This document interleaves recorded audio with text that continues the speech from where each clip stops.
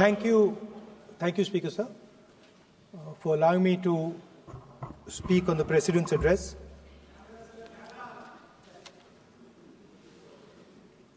Camera. Thank you. Double thank you, sir.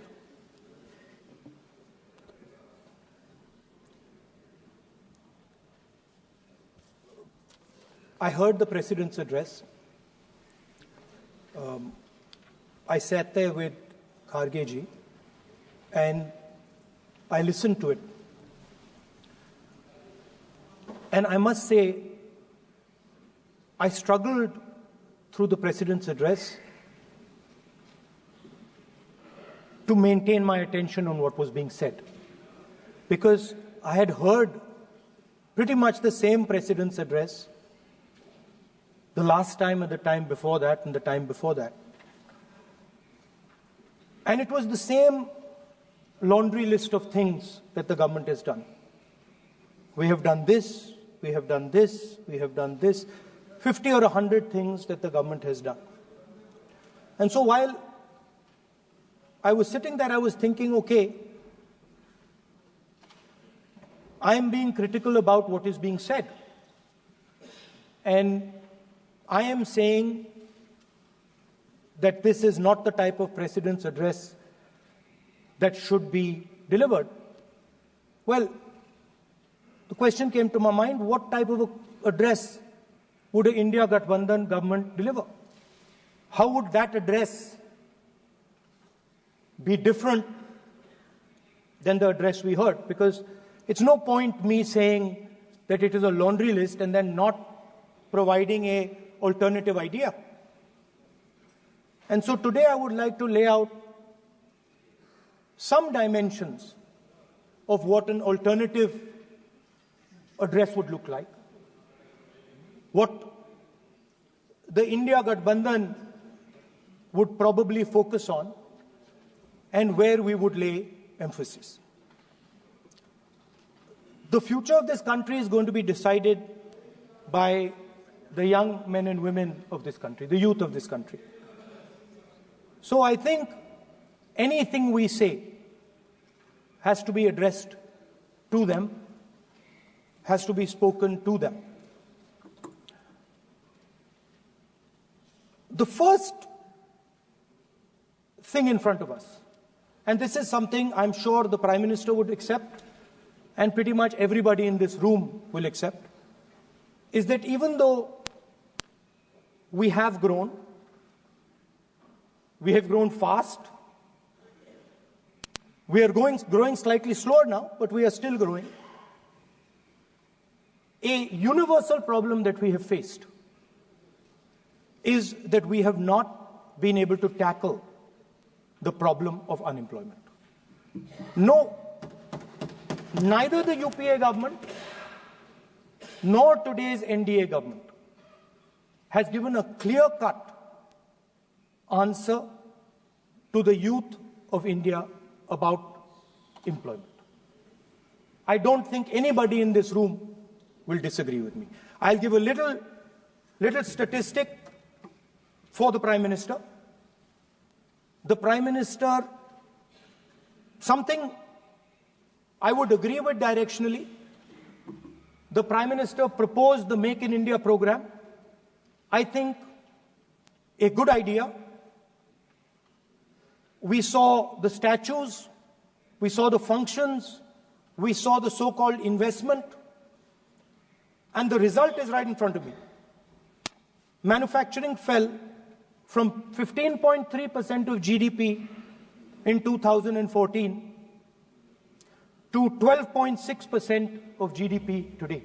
That is the lowest share of manufacturing in 60 years. I'm not even blaming the Prime Minister, because I think it would not be fair to say he didn't try.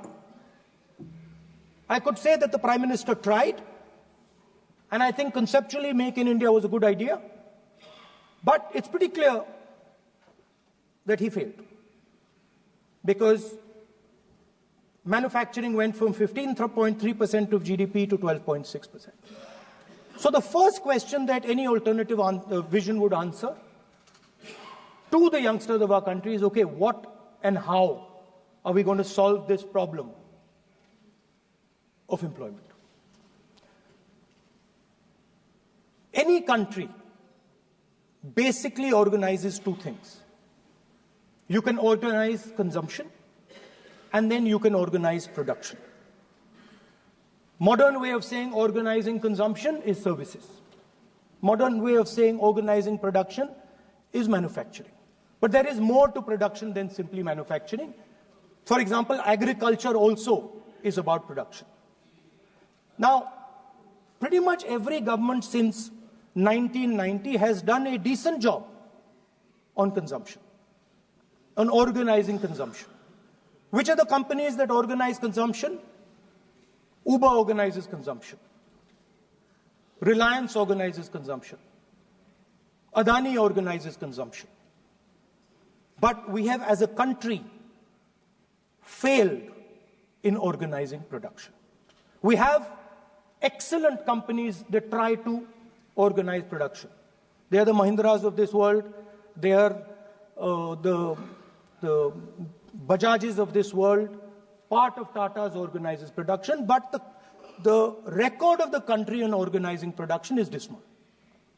And essentially what we have done is we have handed over the organization of production to the Chinese. So this mobile phone, even though we are saying we make this mobile phone in India, that is not a fact. This phone is not made in India. This phone is assembled in India. All the components of this phone are made in China. The network that has produced this phone is made in China, is owned by China. So every time we use a phone, every time we wear a Chinese shirt, a Bangladeshi shirt, every time we wear a pair of Chinese sneakers, we are paying a tax to China. Because some Chinese youngster is earning a salary to make or to produce that product.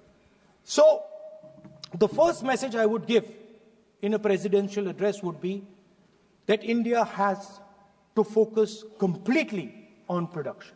Because if we do not focus on production and we continue to focus only on consumption, we will find that we will run huge deficits, we will increase inequality, and eventually we will run into a serious problem.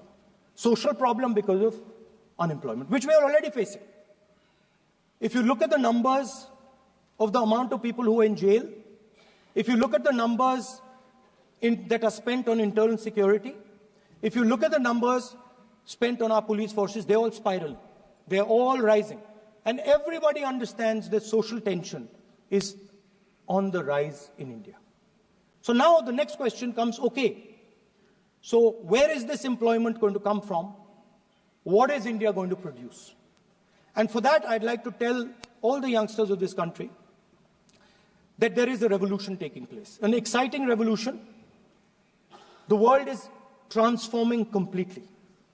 And the change that is taking place, at the heart of the change that is taking place, we are moving from the world of the internal combustion engine to the world of the electric motor. We are moving from petrol to batteries. We are moving wind, solar, potentially nuclear energy. So our entire way of moving is changing. And this is going to change every single thing. It is going to change warfare. It is going to change medical treatment. It is going to change education. It is going to change how we eat. It is going to change every single thing. Now, the last time there was a revolution, called the computer revolution, the government of India had a clear focus. We looked at that revolution. It was the Congress government. We looked at the revolution and we decided clearly that we are going to focus on the development of software. And we rode the wave of that revolution. And today you can see the result. I remember people laughing. I remember people laughing when the computer was being talked about. You mentioned Mr. Vajpayee. I respect Mr. Vajpayee. But Mr. Vajpayee gave a speech saying that computers are of no consequence to India. So, what is important when there is a revolution? What is important is that you understand what are the drivers of that revolution and where exactly do you need to focus, where exactly do you need to sit in that revolution. I said that this revolution is going to change everything. And I want the youngsters in this country to think about it. There is a war going on in Ukraine. The war in Ukraine is actually a war between the internal combustion engine and the motor, the electric motor. The electric motor is inside the drone, the engine is inside the tank. And if you look at what is going on in Ukraine, the tanks are dying by the thousands. And small little drones with electric motors, small batteries, not much bigger than that, are destroying the entire tank artillery infrastructure of both Ukraine and Russia. So the drone is the electric motor. The drone is the battery. The drone also needs to see. So the drone is a camera. In the same way, electric cars, the electric car is a motor. The electric car is batteries. The electric car is cameras. Robots are exactly the same thing. Robots are electric motors, multiple electric motors with cameras, with batteries. And this is what the revolution is going to look like. So there are basically 4 technologies that are driving this entire change in mobility. Electric motors, batteries, optics, and then on top of that, you can apply AI. Now I want to tell the youngsters of this country, people talk about AI. But it's important to understand that AI on its own is absolutely meaningless. Because AI operates on top of data. Without data, AI means nothing. And if we look at data today, there is one thing which is very clear. Every single piece of data that comes out of the production system in the world, the data that was used to make this phone, the data that is used to make electric cars, the data that is used to make basically all electronics on the planet today is owned by China. And the consumption data is owned by the United States. In China, the consumption data is owned by China, but in India, companies like Google, companies like Facebook, companies like Instagram, X, they own our consumption data. So if India wants to talk about AI, it has to first answer the question, what data is going to power that AI? And the answer today is India does not have that data. Neither does India have production data, neither does India have consumption data. We have handed our consumption data to the big American companies, and the production data we don't have anyway. So what would that vision look like? The first thing, we would start getting youngsters excited about this revolution. We would start to introduce the idea of a completely new way of moving, a complete revolution in how things move. We would start teaching our children in schools about batteries, about electric motors, about how these things combine, about how drones, robots, electric cars are structured, how they will work together. And most important, we have to start building a production network so that we can get access to production data. Now, what would we focus on? We would not give you a laundry list. China has at least a 10-year lead on India in this space. China has been working on batteries, robots, motors, optics for the last 10 years, and we are behind. So what would our president's address say to the youngsters? We will choose critical areas in each one of these technologies, and we will start to build capabilities in those areas. The second thing we would do, we would ensure that our banking system is not captured by 2 or 3 companies that basically do not allow you to build a production system. But our banking system is open, is dynamic, and is accessible to small and medium businesses and to millions and millions of entrepreneurs who want to take part in this revolution. Our foreign policy would take into account this revolution. When we talk to the United States, we would not send our foreign minister to invite our prime minister to his coronation. We would not send him 3 or 4 times, please invite our prime minister. Because if we had a production system and if we were working on these technologies, the American president would come here and invite the prime minister. So it is important to understand where a...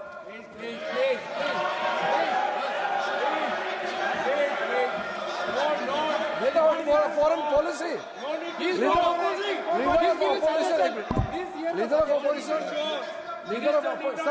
Leader of opposition cannot make such serious, unsubstantiated statements.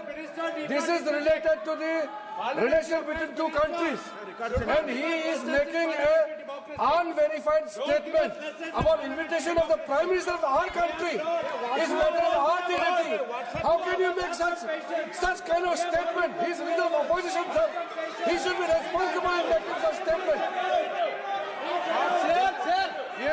Sir, LOP is giving us very positive suggestions. Why they are worried, sir? For the country, he is giving. Leader of opposition has the information from any official source. He must inform the House. If leader of opposition has the information, please inform the House. Who has told you that foreign ministers visited for the purpose which you have mentioned? You must specify it. So, I'm sorry that disturbed you, that question. I apologize for disturbing your peace of mind. It's okay. I've apologized. I've apologized for disturbing your peace of mind. I'm sorry. Apologize for lying to the House. ऐसा नहीं होता है.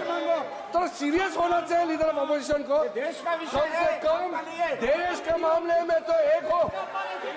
देश के मामले में तो एक वॉइस से बोलना चाहिए. ये गलत बात है. ये ठीक नहीं है.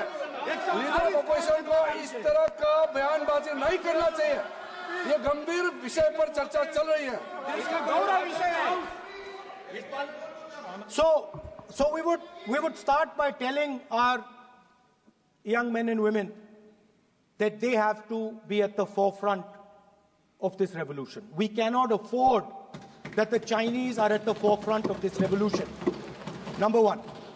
Number two, we would ensure that the absolute best experts on these technologies would talk to our students, would talk to our youngsters, and guide them on what a future, on what these future technologies are going to do.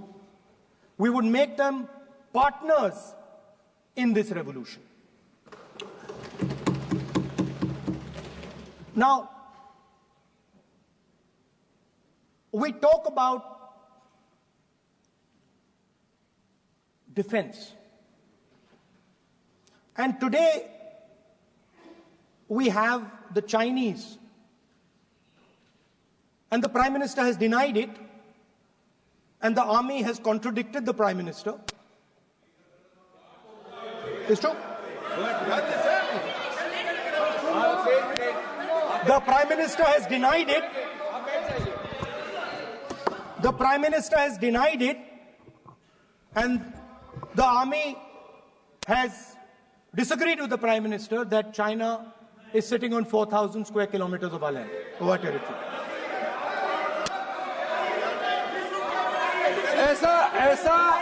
ऐसा इस सदन में अब मन चाहे बात नहीं बोल सकते हैं. ये बिल्कुल ठीक नहीं है सर. ये सीरियस मामला है. आप फॉरेन पॉलिसी पे, बॉर्डर इश्यू पर आप अपना कैसे मजाक बात कर सकते हैं? अपना मन कहानी आप बना के बोल रहे हैं. ये तो बहुत सीरियस मामला है. विदेशी प्रतिपक्ष के नेता जो आप विषय बोल रहे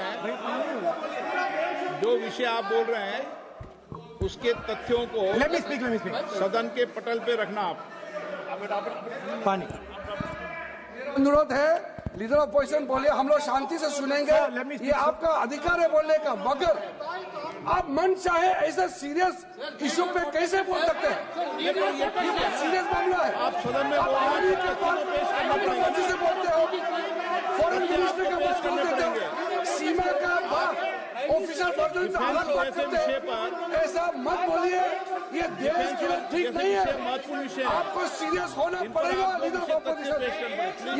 ये गंभीर मामले को आप ऐसा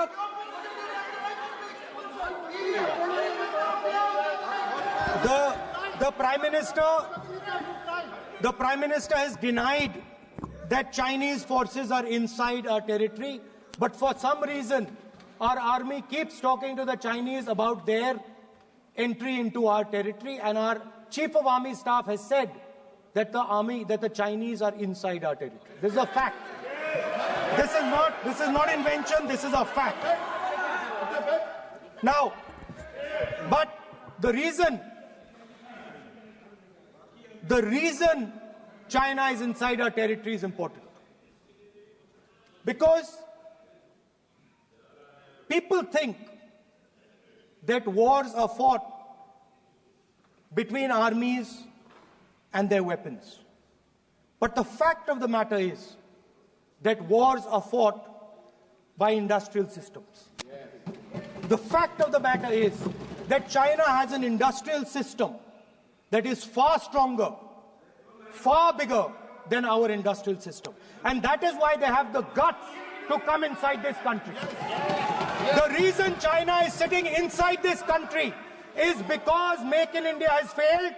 The reason China is sitting inside this country is because India is refusing to produce. And I am worried that India is going to give up this revolution to the Chinese once again. The reason I made this reference is because everything is connected. If and when we fight a war with China, we will be fighting with Chinese electric motors, Chinese batteries, Chinese optics, and we will be buying Chinese motors, Chinese optics, Chinese batteries.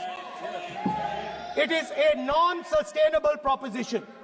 That is why for our security, for the future of our children, for the future of our country, we have to build a production system, and we cannot के रूप में बात करें तो हमारे भविष्य के लिए, हमारे बच्चों के भविष्य के लिए, हमारे जो देश के बच्चे हैं, we have a strategic partner called the United States. The partnership should focus on how India and the United States can work together to take advantage of this revolution. That is what the conversation should be on. Please understand that India is as important as the United States for the simple reason that they cannot build an industrial system without us. They cannot build a production system without us. No matter what they say, the Americans simply cannot do what India can do because their cost structure is much, much, much more expensive than ours. We can build things that the Americans would never imagine. India can do that. So that would be the first part of a president's address. We would talk to the youngsters in India and say to them, we want you to be partners in this revolution. We want to change the Indian banking system so you can have access to it. And we believe in you, we trust in you, and we believe you can take on the Chinese. That's the first part. The second part would be about participation. We have done a caste census in Telangana. And what we have found is shocking. Almost 90% of Telangana is either Dalit, Adivasi, backward, or minority. Almost 90%. And I am convinced that that is the story across the country. I am absolutely convinced that the OBC population of this country is not one less than 50%, possibly 55%. 16% are Dalits, 9% are Adivasis, 15% are minorities. Last budget, there was a photograph. You remember the photograph? Of course. वो मक्खन बांटने वाली, हलवा बांटने वाली photo. मैं हैरान हो गया कि इस बार फोटो ही हटा दी. हलवा खिलाया मगर दिखाया नहीं किसको खिला रहे. Please.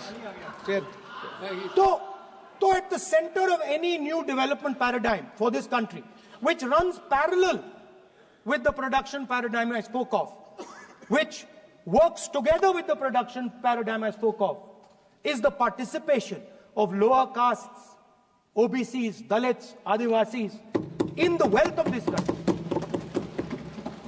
If we look at the largest corporates in this country, they're all owned. None of them are owned by OBCs. None of them are owned by Dalits. None of them are owned by tribals. If we look at the biggest media companies that support the Prime Minister, every day we see the Prime Minister's pleasant face, smiling face on these media. None of them are owned by OBCs. None of them are owned by Dalits. None of them are owned by Adivasis. This is the fact.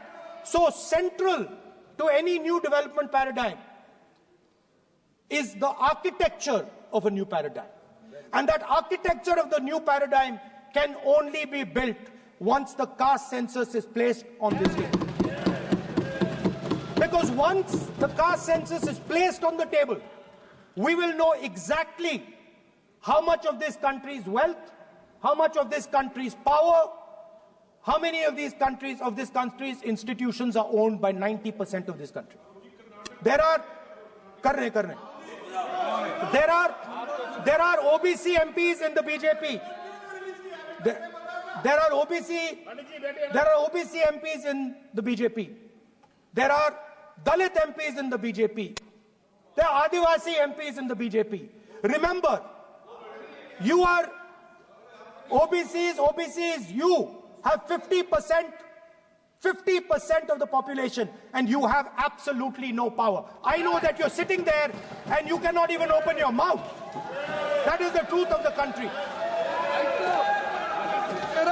प्रधानमंत्री का चेहरा आपको दिखाई नहीं देता है? जाति जनगणना, प्रधानमंत्री का चेहरा आपको दिखाई नहीं देता है? आर्किटेक्चर, आप अंधे हो गए हैं क्या? participation, revolution in this country that we're going to bring. चेहरा नहीं दिखता है. ये अंधेरा हो गया है. पार्लियामेंट में है. ये कुछ दिखता नहीं है. सोनिया गांधी, प्रियंका. ये लीडर ऑपोजिशन को कुछ दिखाई नहीं देता है. ओबीसी बात करते हैं. So the idea is, Speaker sir, the idea.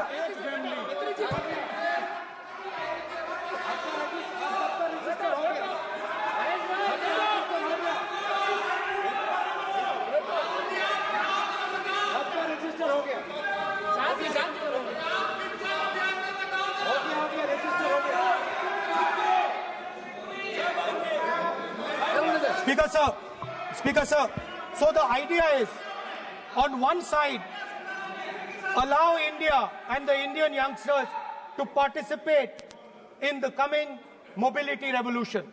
Allow them to participate in building robots, in building drones, in building electronic items, in building EVs. And on the other side, running parallel.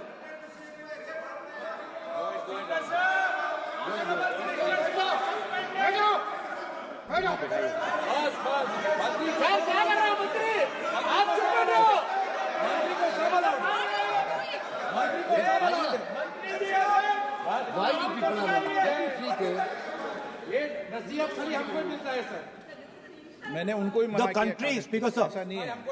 So आप भी बहुत disturbance करते हैं. Okay, Speaker sir. So parallel ideas. One idea: participate in the mobility revolution. Whether you're thinking of economy, weapons, production, healthcare, India should participate in this revolution. India should become the master of the electric motor, master of the battery, master of optics, and master of AI applied on top of that production system. Now imagine the power of AI when we apply it to the caste census. You imagine what we will do with AI and what we will do with the social revolution in this country when we start to apply AI on the data that we get from the caste census. So we are going to run a parallel track. On one side, participation, revolutionizing the participation of Dalits, OBCs, Adivasis in the ruling of this country, in the institutions of this country, in distribution of wealth of this country. And on the other side, parallel track, challenge the Chinese and participate in the revolution and defeat the Chinese in electric motors, batteries, solar panels, and wind. So that is the first two parts of any presidential election address that any India Gathbandhan leader would give you. The final, of course, we go back to the Constitution. This, our favorite, just like the production system is a weapon, just like Jati Jangarna is a weapon of transformation, this is what the entire architecture is built on. I remember before the elections, all of you were saying 400 par, and you were saying you would change this.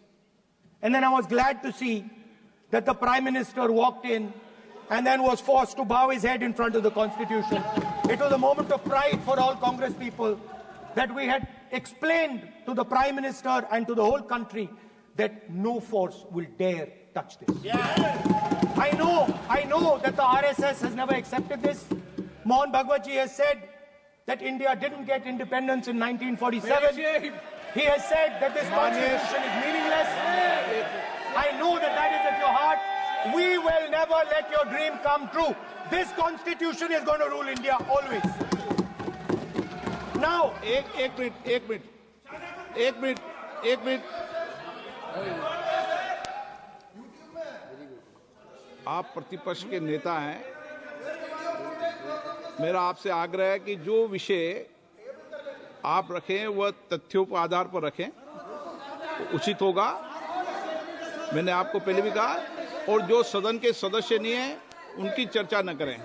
बताता हूं sir, Mohan Bhagwat आप नियम प्रक्रियाओं की पालन करें, आपसे अपेक्षा। सर, मोहन भागवत जी ने स्टेटमेंट दिया।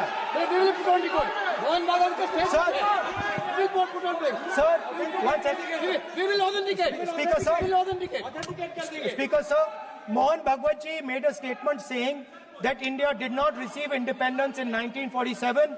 It received independence when the Ram Mandir was inaugurated. We will place that on the table. Now, sir, I would like to mention one small thing, but very important thing.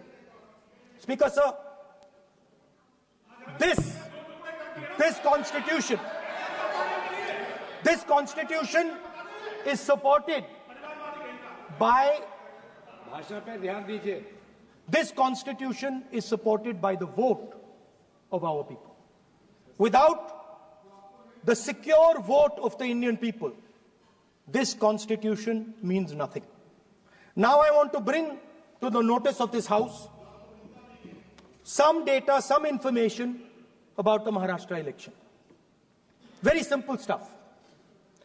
Speaker, sir, between the Lok Sabha election, which the India Alliance won, and the Vidhan Sabha election, the voting population of Himachal Pradesh was added to the voting roll of Maharashtra. Meaning the entire population of Himachal Pradesh was added to the voter rolls of Maharashtra. Please understand what I am saying. In Lok Sabha, the difference between Lok Sabha and Vidhan Sabha was the population of Himachal. The entire population. Almost 70 lakh new voters suddenly arrived between Lok Sabha and Vidhan Sabha. Now, the most interesting part, and the Prime Minister is not looking at me. The most interesting part,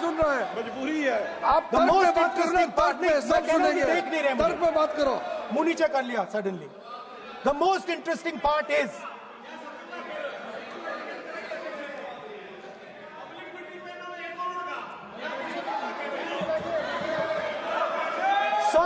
Sir, Maharashtra में more voters were added in 5 months in Maharashtra than were added in 5 years in Maharashtra.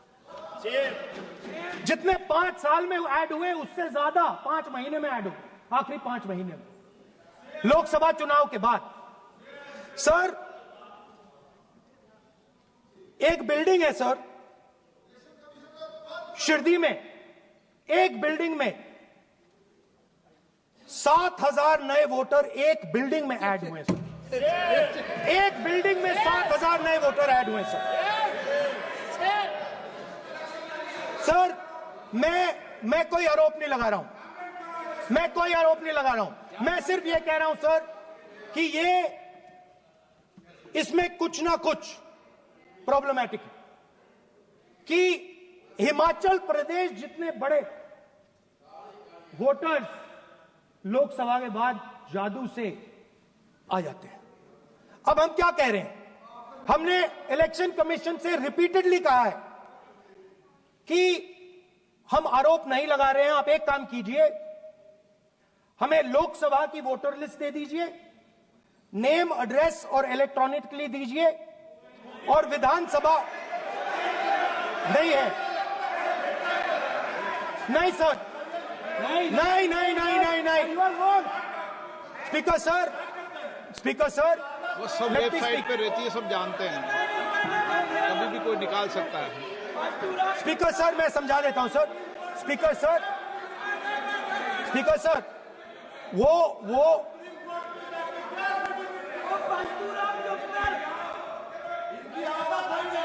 Speaker sir, we have asked, speaker sir,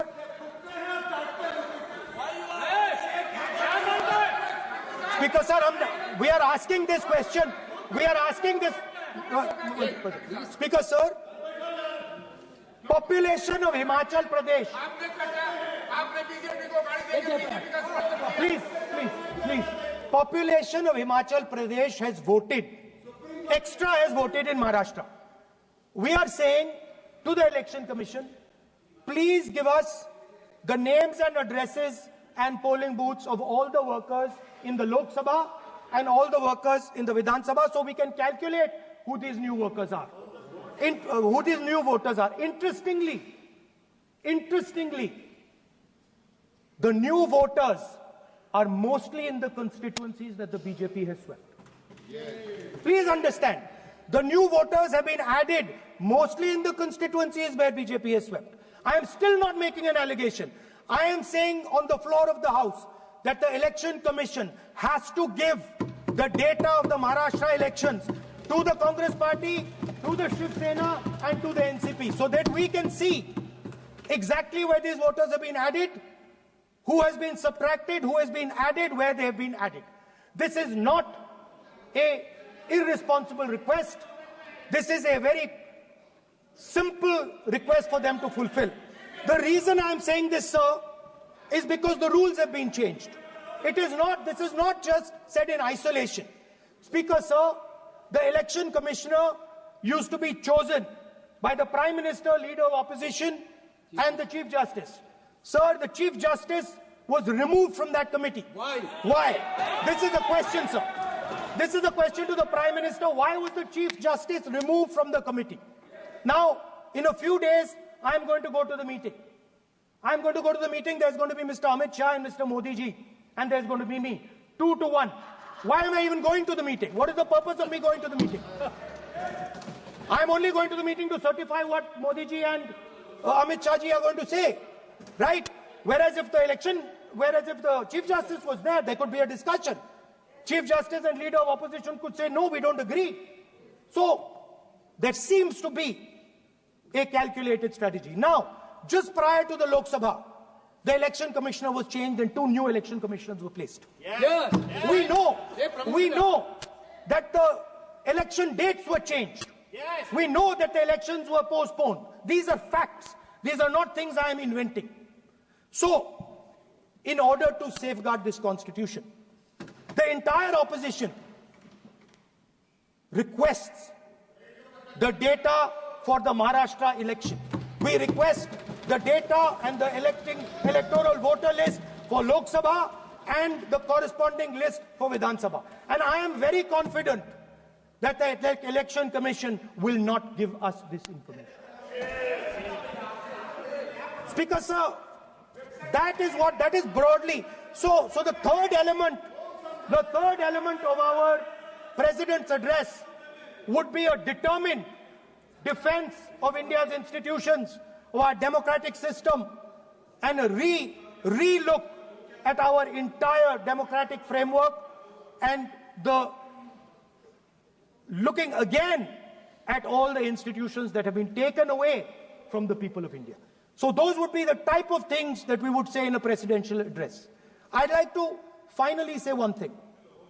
In the last, थोड़ा बढ़ा देता हूँ. अब मैं थोड़ा और खींचूंगा. अब और खींचूंगा थोड़ा. अब और खींचूंगा. So in the last, there is a background, a philosophical background to what I am saying.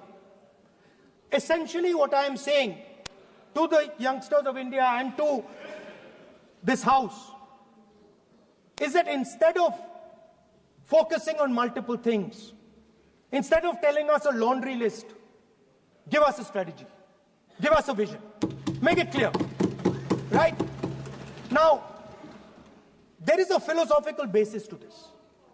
There is even a deep philosophical basis to this. I showed you the picture of Shivji, which you didn't allow me to show. I showed that picture for a reason.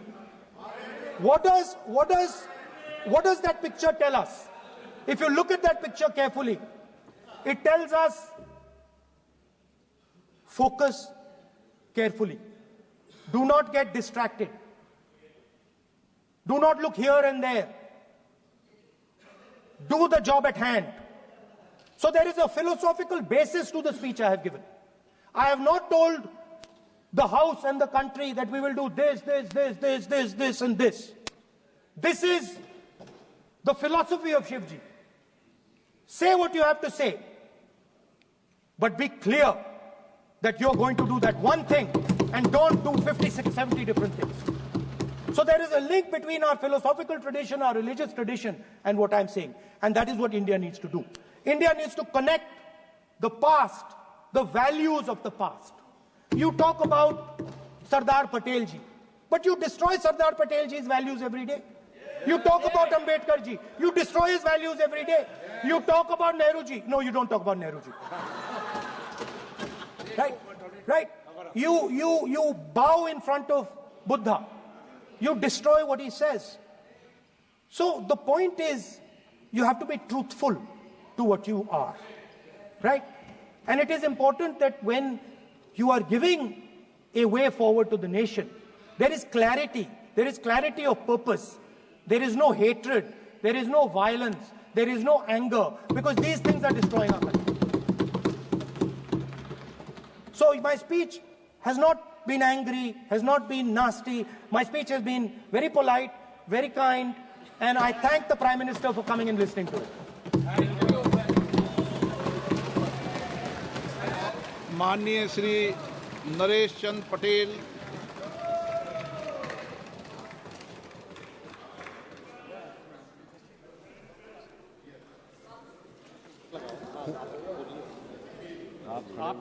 माननीय सभापति महोदय, अध्यक्ष जी,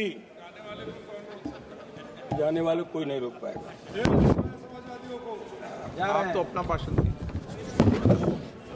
महोदय, सबसे पहले मैं आपका धन्यवाद करना चाहता हूं कि आपने महामहिम राष्ट्रपति के अभिभाषण के धन्यवाद प्रस्ताव पर मुझे बोलने का मौका दिया। मानवर, इस सदन में बोलते हुए सबसे पहले मैं महाकुंभ में हुई दुखद घटना को स्मरण करना चाहता हूं। उन सभी श्रद्धालुओं और भक्तों को मेरी भावपूर्ण श्रद्धांजलि।